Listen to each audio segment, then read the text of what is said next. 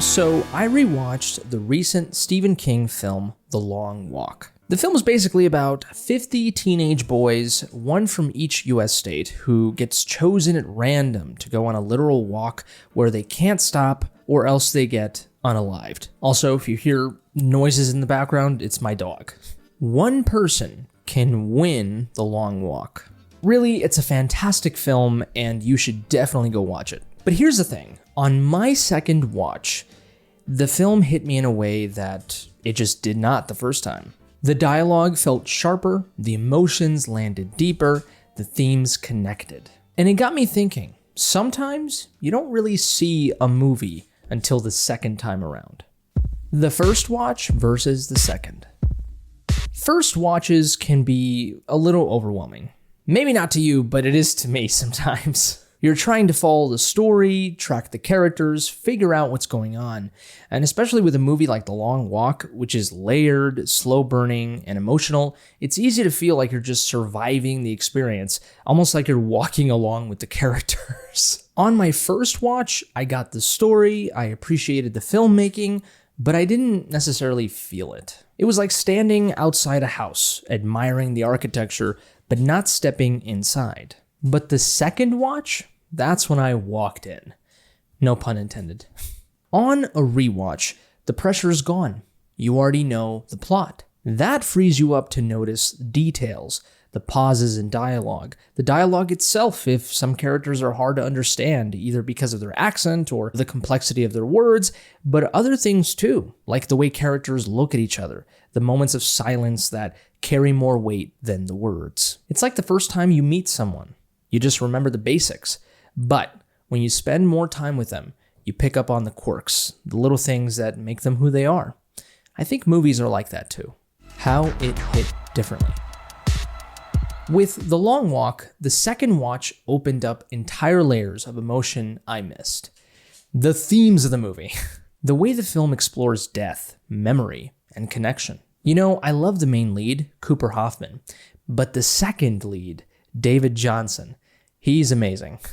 Every time this kid spoke in the film, I was completely in it and I had teary eyes. And that didn't happen the first time. I think part of it was that his accent is a little hard to understand, but the second time, I got like 90 to 95% of it. I also have to add, I'm not like American, so I mean I am, but like Spanish was my first language. Maybe that's part of the reason why I need subtitles in my movies. But yeah, I mean his character has beautiful monologues on the importance of valuing moments in life, no matter how small or short on time they may be. The value of humanity rather than vengeance or wrath.